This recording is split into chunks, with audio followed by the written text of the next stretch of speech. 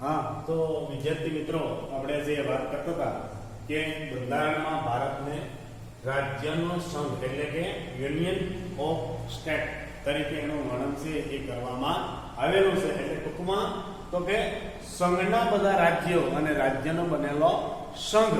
એ રીતે જે આગળ આપણે વાત કરી કે અમેરિકા જેવા રાષ્ટ્રો છે એમાં બેડું નાગરિકત્વ છે એટલે ત્યાં રાજ્ય અને જે તે રાષ્ટ્ર હોય એનું નાગરિકત્વ લાગુ પડે, પરંતુ ભારતમાં એક જ નાગરિકત્વ છે એ લાગુ પડે. અને એની વાત જે આગળ આપણે વાત જે કરી એ પ્રમાણે તો અહીંયા આપણે જોઈએ કે આમ ભારત સંઘી રાજ્ય છે. આમ ભારત કેવું રાજ્ય છે તો કે સંઘી રાજ્ય છે. અને સંઘ શબ્દ દ્વારા તો કે ભારત સંઘ એટલે કે કેન્દ્ર. સંઘ એટલે શું કહેવામાં આવે છે તો કે કેન્દ્ર. જે આપણી જે કેન્દ્રની જે સરકાર છે, મોદી સરકાર છે, એ ક્યાં છે અત્યારે તો કે કેન્દ્રમાં છે. બધા જાણો અત્યારે આપણા જે માનનીય વડાપ્રધાન છે મોદી સરકાર છે એટલે ટૂંકમાં એક કેન્દ્રમાં છે. ક્યાં છે એ કેન્દ્રમાં. તો અહીંયા એ જ આપણને કીધું છે કે સંઘ એટલે કે કેન્દ્ર અને એ એકમ રાજ્યો વચ્ચે ક્યારેય પણ બદલી શકાય નહીં. સંઘ રાજ્ય છે એને એકમમાં ક્યારેય ભારતમાંથી આપણે જોઈએ કે બદલી શકાતું નથી. એકમ રાજ્ય કેને કહેવાય કે કોઈ પણ રાજ્ય છે એને કોઈ સ્વતંત્રતા છે એ આપી શકાતું નથી. એટલે એકમ રાજ્ય થયું. એ કેવું રાજ્ય થયું? એકમ રાજ્ય થયું. દાખલા તરીકે તમને ખ્યાલ છે જમ્મુ કાશ્મીર હતું તો જમ્મુ કાશ્મીર આમ અલગ, એનો રાષ્ટ્રધ્વજ અલગ હતો. તમે જો એનો રાષ્ટ્રધ્વજ છે એ પણ અલગ હતો. ત્યાં ભારતનો રાષ્ટ્રધ્વજ તો હતો જ, પરંતુ એ જમ્મુ કાશ્મીર રાજ્યનો રાષ્ટ્રધ્વજ અલગ હતો. એટલે એ શું કહેતો હતો કે ભાઈ અમને સ્વતંત્રતા આપી ગયો એમ. એટલે એકમ રાજ્ય આપી ગયું. એકમ રાજ્ય એટલે કે અલગ. એકમ એટલે કે અલગ રાજ્ય આપી દો. પણ અહીંયા શું કીધું આપણને કે સંઘ એટલે કે કેન્દ્ર છે એમાંથી એકમ રાજ્ય વચ્ચે ક્યારે પણ એને બદલી શકાતું નથી, અલગ પાડી શકાતું નથી. તેવા કાયમી સંબંધોની લેખિત સ્વરૂપે તો કે બંધારણમાં સ્પષ્ટ કરવામાં આવે છે. આપણે જે આગળ વાત કરી ને લેખિત દસ્તાવેજ, તો આ લેખિત દસ્તાવેજમાં એ રીતે પ્રશ્ન કરવામાં આવી છે કે કોઈ રાજ્યને એકમ રાજ્યમાં અલગ ગણી શકાય નહીં. એ બધા સંઘના ઘટકો છે. એ બધા કેવા છે તો કે સંઘના એને ઘટકો છે એ કહેવામાં આવે છે. એટલે એ પ્રશ્ન કરવામાં આવ્યો છે.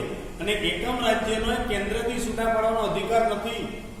એકમ રાજ્યને કેન્દ્રમાંથી એટલે કે સંઘ એટલે કે કેન્દ્ર. વિદ્યાર્થી મિત્રો ખાસ ધ્યાન રાખજો, સંઘ એટલે કે કેન્દ્ર, તો એમાંથી છૂટા પાડી શકાતા નથી. અને કેન્દ્ર સરકાર અને પ્રાદેશિક રાજ્ય સરકારો વચ્ચે સત્તાની પ્રશ્ન વહેંચણી કરવામાં આવી છે. કેન્દ્ર અને રાજ્ય વચ્ચે જે સત્તાઓ છે એ સત્તાઓની વહેંચણી કરી છે. સંઘની સત્તા અલગ એટલે કે કેન્દ્ર, સંઘ એટલે કે કેન્દ્ર, કેન્દ્રની સત્તા અલગ આપવામાં આવી છે અને રાજ્યની સત્તાઓ પણ અલગ અલગ આપવામાં આવી છે. એટલે જ કીધું કે કેન્દ્ર સરકાર અને પ્રાદેશિક એટલે કે રાજ્ય છે એ વચ્ચે સત્તાની પ્રશ્ન વહેંચણી કરવામાં આવી, જેથી રાજ્ય સરકારે પોતાના જ પ્રદેશ ઉપર પોતાના કાર્યક્ષેત્રો છે એના અનુસંધાને પોતાના કાયદાઓ છે એ કોણ ઘડી શકે તો કે રાજ્ય. કોણ ઘડી શકે છે?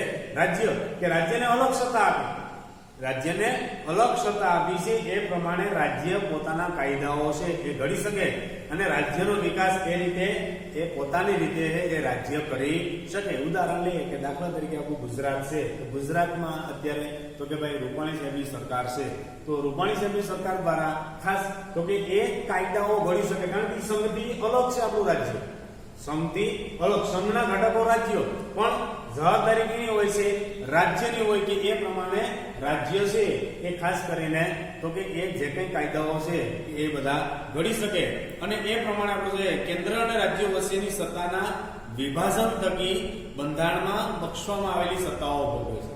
કેન્દ્ર અને રાજ્યના જે વિભાજન થયા એને કારણે એ સત્તાઓ છે એકબીજા રાજ્યને બક્ષવામાં આવી છે. કેમ સંઘને અને રાજ્યને અલગ અલગ સત્તાઓ છે એ બક્ષવામાં આવી છે. એટલે સમવાયતંત્રમાં ખાસ શું કીધું છે આપણે સમવાયતંત્રમાં તો કે તટસ્થ અને સમવાયતંત્ર આપણે જોઈએ કે સ્વતંત્ર ન્યાયતંત્ર છે. સમવાયતંત્રમાં કેવું છે તો કે ભાઈ તટસ્થ ન્યાય, દરેકને એક સમાન ન્યાય મળવો જોઈએ. પછી માનનીય વડાપ્રધાન હોય કે આમ નાગરિક હોય, દરેકને તો કે તટસ્થ અને સ્વતંત્ર ન્યાયતંત્ર છે એ હોવું જોઈએ. તો આ પ્રમાણે આપણે જોઈએ કે ખાસ કરીને આપણે એ જ આપણને કીધું છે કે ખાસ કરીને સમવાયતંત્રમાં તટસ્થ, નિષ્પક્ષ અને સ્વતંત્ર ન્યાય છે જે કેન્દ્ર અને રાજ્ય વચ્ચે સત્તાના અને કાર્યના વિભાજનના સંદર્ભે કોઈ પણ દાખલા કે માળાગાંઠ ઉભી થઈ હોય કારણ કે સંઘય અલગ છે, રાજ્ય અલગ છે. તો આ બેની વચ્ચે દાખલા તરીકે કોઈ માડાગાંઠ ઊભી થઈ હોય, કોઈ પ્રશ્ન ઉભો થયો હોય, કારણ કે કેન્દ્ર અને રાજ્યને પ્રશ્ન તો ઉભો થતો હોય, કારણ કે સંઘના ઘટકો રાજ્યો અને રાજ્યનો બનેલો સંઘ એટલે બે વચ્ચેની જે સત્તાની વહેંચણી બાબતમાં કોઈ માડાગાંઠ ઊભી થઈ હોય, કોઈ પ્રશ્ન ઉભો થયો હોય, તો એ માળાગાંઠ ઊભી ખાસ કરીને આપણે કે ઊભી થાય તો એનું બંધારણનું અર્થઘટન કરી તેનું નિરાકરણ લાવવાની કામગીરી પણ અહીંયા કરવામાં આવે છે. એટલે જ કીધું છે કે સમવાય તંત્રમાં તટસ્થ અને સ્વતંત્ર ન્યાયતંત્ર છે.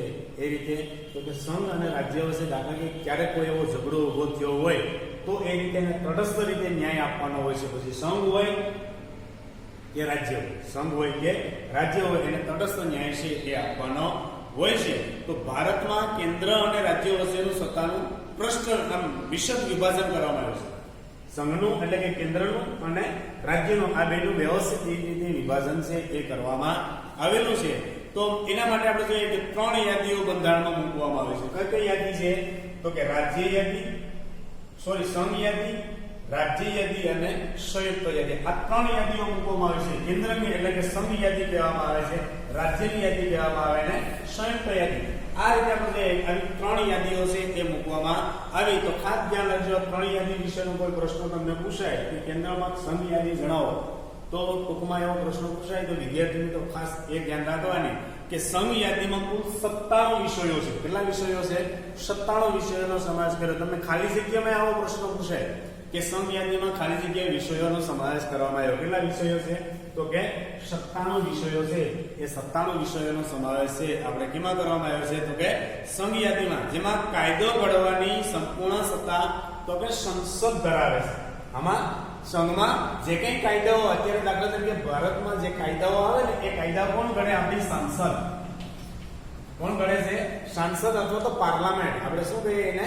પાર્લામેન્ટ છે એ કહેવામાં આવે છે. એટલે ખાસ ધ્યાન રાખજો કે સંઘમાં જે કંઈ કાયદાઓ ઘડવાના હોય સંઘમાં એ આપણી સંસદ છે. એ સંસદ આપણે જોઈએ તો કાયદા ધરાવે છે. એટલે સંરક્ષણ, વિદેશી બાબતો, અણુશક્તિઓ, નાણું, વીમો, બેન્કિંગ, તાર ટપાલ, રેલવે જેવા રાષ્ટ્રીય મહત્વના મેન જે ખાસ કરીને રાષ્ટ્રીય મહત્વના હોય એવા ક્ષેત્રોમાં કેન્દ્ર છે એ સર્વોપરી સત્તા ધરાવે. કોણ ધરાવે છે?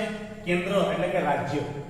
મેન દાખલા તરીકે કોઈ પણ સંરક્ષણ ક્ષેત્રે ઉત્પાદન કરવાનું હોય, અત્યારે તમને ખ્યાલ છે વિદ્યાર્થી મિત્રો કે હમણાં ચાઇના વાળા આપણો જે ખાસ કરીને જમ્મુ કાશ્મીરનો જે લેહ વિસ્તાર છે એમાં ઘૂસી ગયા અને જે કંઈ બે વચ્ચેના જે તકરાર થાય એમાં આપણા 20 જવાનો છે એ શહીદ થયા. તો એ સ્થિતિમાં આપણે જોઈએ કે આજે આપણે ઘણા બધા ખાસ કરીને એરબેઝ ઉપર એવા ખાસ કરીને હેલિકોપ્ટરો છે કે કોઈ પણ એવા અત્યાધુનિક સાધનો છે એ ખરીદી કોની જવાબદારી હોય છે? તો કે સંઘની હોય છે. સંઘ ખાસ કરીને જે કે સંરક્ષણ, દેશનું જે સંરક્ષણ કરવાની જવાબદારી કેની હોય છે? તો કે સંઘની હોય. એટલે એ કાયદા કોણ ઘડે? તો કે આપણી સાંસદ. કોણ ઘડે છે? આપણી સંસદ છે એ કાયદા ઘડે. એટલે જ કીધું છે અહીંયા ખાસ કે અણુશક્તિનું ઉત્પાદન કરવાનું હોય કે નાણાંનું ઉત્પાદન કરવાનું હોય, આજે જે રિઝર્વ બેંક દ્વારા જે નાણાં બહાર પાડે છે એમાં પણ આપણી સંસદ છે એ કાયદા ઘડે. એટલે નાણું છે એ સિવાય કોઈ વીમા, બેન્કિંગ આ બધી સેવાઓ છે એ સીધી સંઘ સાથે જોડાયેલી છે. એમાં રાજ્ય કશું કંઈ કરી શકતી નથી. તો એ પ્રમાણે આપણે જોઈએ કે ખાસ કરીને એ સત્તા સર્વોપરી છે. બીજા નંબરે આવે છે રાજ્ય યાદી. બીજા નંબરે આવે છે રાજ્ય યાદી, જેમાં 67 વિષયો સમાવેશ કરવામાં આવ્યો. રાજ્ય યાદીમાં કેટલા વિષયો છે? તો કે આપણે 67 વિષયો છે એ રાજ્ય યાદીમાં એનો સમાવેશ છે એ કરવામાં આવેલો છે. તો જેમાં ખાસ કરીને જોઈએ કે જેમના ઉપર કાયદો ઘડવાની સંપૂર્ણ સત્તા રાજ્યની ધારાસભાઓ, જે કંઈ રાજ્યમાં જે કંઈ કાયદા ઘડવાના હોય એની જવાબદારી કેની છે? તો કે રાજ્યની જે ધારાસભાઓ છે એ ધારાસભા એટલે કે વિધાનસભા. આપણે શું કહીએ એને? વિધાનસભા. આજે આપણે ધારાસભ્યો કહીએ, શું કહીએ આપણે એને? ધારાસભ્યો. દરેક તાલુકામાં ધારાસભ્યો હોય છે. દરેક તાલુકામાં ધારાસભ્યો હોય છે. એની જવાબદારી છે એ ખાસ કરીને આપણે જોઈએ કે એ જવાબદારી એની હોય છે કે રાજ્યમાં જે કંઈ વિધાનસભાઓ છે, ધારાસભ્યો છે એ ગૃહની હોય છે. અને કાયદો અને વ્યવસ્થા, શિક્ષણ, સ્થાનિક સ્વરાજ્યની સંસ્થાઓ, કૃષિ, સિંચાઈ, આરોગ્ય, એ સિવાય ભૂમિ, રાજ્યનો આંતરિક વેપાર, વાણિજ્ય વિષયક સેવાઓ સમાવેશ છે એ કેમાં કરવામાં આવે છે? તો કે રાજ્ય. એટલે રાજ્યની યાદીમાં આવા 66 વિષયોનો સમાવેશ છે એ વિદ્યાર્થી મિત્રો કરવામાં આવ્યો કે આ બધો નિર્ણય રાજ્ય લે છે, આમાં ક્યાંય કેન્દ્ર આવતું નથી, આમાં ક્યાંય કેન્દ્ર છે એ આવતું નથી, રાજ્ય દ્વારા જ આ બધા નિર્ણયો છે એ લેવામાં આવે છે અને એ જવાબદારી બધી રાજ્યને લાગે. જો કેન્દ્રને લાગે કે રાજ્યના કાયદા અને વ્યવસ્થા પડી ભાંગ્યા છે, જો કદાચ એવું લાગે કે ભાઈ કેન્દ્રને એવું લાગે કે ભાઈ રાજ્યના કાયદા પડી ભાંગ્યા, રાજ્યના જે કાયદાઓ છે પડી ભાંગ્યા, કાયદો વ્યવસ્થા છે એ પડી ભાંગ્યો, કારણ કે કાયદા વ્યવસ્થાના આધારે જે ખાસ કરીને કે વિકાસ થવો છે વિકાસ થઈ શકે નહીં, એમાં ઘણા બધા ખાસ કરીને પ્રશ્નો ઊભા થાય, સામાજિક કોઈ પ્રશ્નો ઊભા થાય, ખૂન ખરાબા થાય, લૂંટફાટ થાય, ચોરી થાય, આવી બધી ઘટનાઓ બને એટલે કાયદો વ્યવસ્થા પડી ભાંગે. તો એવી સ્થિતિમાં આપણે જોઈએ કે સંઘ છે એ કાયદો છે એ ખાસ કરીને આપણે કે અહીંયા એ ઘડી શકે. કોણ ઘડી શકે? તો કે સંઘ. કોણ ઘડી શકે છે? તો કે સંઘ છે એ ઘડી શકે છે. તો રાજ્યની સંમતિ સાથે કે રાજ્યની મરજી વિરુદ્ધ જઈને કેન્દ્ર કે રાજ્યના કેન્દ્રીય અનામત પોલીસ દળને પણ મોકલી શકે. એવું લાગે કે રાજ્યમાં આવી સ્થિતિ છે તો સંઘ છે એ પોતાનું અનામત જે પોલીસ દળ રાખ્યું હોય ને એને પણ રાજ્યમાં મોકલી શકે અને એને કાયદો વ્યવસ્થાને જાળવવાનો પ્રયત્ન છે એ કરી શકે. ત્રીજો આવે સંયુક્ત યાદી. બીજો આવે છે સંયુક્ત યાદી, જે આપણે આગળ જે વાત કરી કે સંઘ યાદી, રાજ્ય યાદી અને ત્રીજો આવે છે સંયુક્ત યાદી. તો સંયુક્ત યાદીમાં 47 વિષયો છે. કેટલા વિષયો છે? 47 વિષયોનો સમાવેશ કરવામાં આવ્યો છે, જેના પર કાયદો ઘડવાની સત્તા કેન્દ્ર અને રાજ્યની બેયની છે. કેન્દ્રની છે અને રાજ્યની. કેન્દ્ર મીન્સ કે સંઘ અને રાજ્યની બેયની છે. બે કાયદા ઘડી શકે. અહીંયા આ કેન્દ્ર ઘડી શકે અને રાજ્ય, એટલે એનું નામ આપ્યું કે સંયુક્ત. શું નામ આપ્યું છે? સંયુક્ત યાદી કહેવામાં આવે છે. તો આ રીતે આપણે, પરંતુ જ્યારે રાજ્યના કાયદામાં વિવાદ હોય, રાજ્યનો કાયદો છે એમાં કોઈ વિવાદ ઉભો થયો હોય કે કોઈ સંઘર્ષ ઉભો થયો હોય ત્યારે કેન્દ્રનો કાયદો છે એ સળિયાતો અને સર્વોપરી. અહીંયા એમ લાગે કે ભાઈ રાજ્ય છે એનો કાયદો છે એમાં અમાન્ય ગણ્યો હોય અને એ પછી તો કે સંઘના કાયદા જ લાગુ પડે એટલે સંઘનો કાયદો સળિયાતો ગણાય, કારણ કે સંઘ રાજ્યથી સળિયાતું છે. સંઘ રાજ્યથી સળિયાતું છે એટલે સંઘના કાયદા છે એ જ લાગુ પડે છે. એટલે અહીંયા બોલે કે આમ સમય તંત્રમાં તો કે કેન્દ્રને સંયુક્ત યાદીમાં પણ વિશેષ સત્તાઓ આપવી. સમજો અહીંયા ખાસ કરીને આ સમય તંત્રમાં તો કે સંયુક્ત યાદીમાં સંઘને એટલે કે કેન્દ્રને વિશેષ સત્તાઓ છે એ પણ અહીંયા આપવામાં આવી છે કે ખાસ કરીને આ યાદીમાં દીવાની અને ફોજદારી બાબતો હોય, કોઈ દીવાની કોઈ દાવા હોય કે ફોજદારી કોઈ ગુના હોય એ બાબતો છે. એની સિવાય છૂટાછેડા હોય, કોઈને છૂટાછેડા લેવાના હોય, કોઈને તોડવાના હોય, તો આવા છૂટાછેડાની બાબતો છે. કોઈને ભરણ પોષણની બાબતો છે. ભરણ પોષણ કેને કહેવાય? કે દાખલા તરીકે કોઈ મા બાપ છે એના બાળકને ન સંભાળ લે તો એના બાળકનું ભરણ પોષણ કોણ કરે? એની જવાબદારી મા બાપની હોય. એમ પાર્ષદ કોઈ છે એટલે કોઈ ભરણ પોષણ છે એનો કોઈ પ્રશ્ન હોય. એ સિવાય શિક્ષણ છે, આર્થિક અને આયોજન કે ભાઈ કોઈ શિક્ષણ લેવાનો રહેતો હોય, આર્થિક વિકાસ કરવાનો રહેતો હોય, આયોજન, વ્યાપારી સંઘો વગેરેનો સમાવેશ છે એ કેમાં આવે છે? તો કે ખાસ કરીને અહીંયા સંયુક્ત યાદીમાં એનો સમાવેશ છે એ કરવામાં આવ્યો છે. તો આ રીતે આપણે જોઈએ કે આ જે કંઈ સત્તાઓ છે એના વિશેની આપણે વાત છે એ કરી. નેક્સ્ટ વિડીયોમાં હવે ફરી વખત આપણે પાછા લઈશું.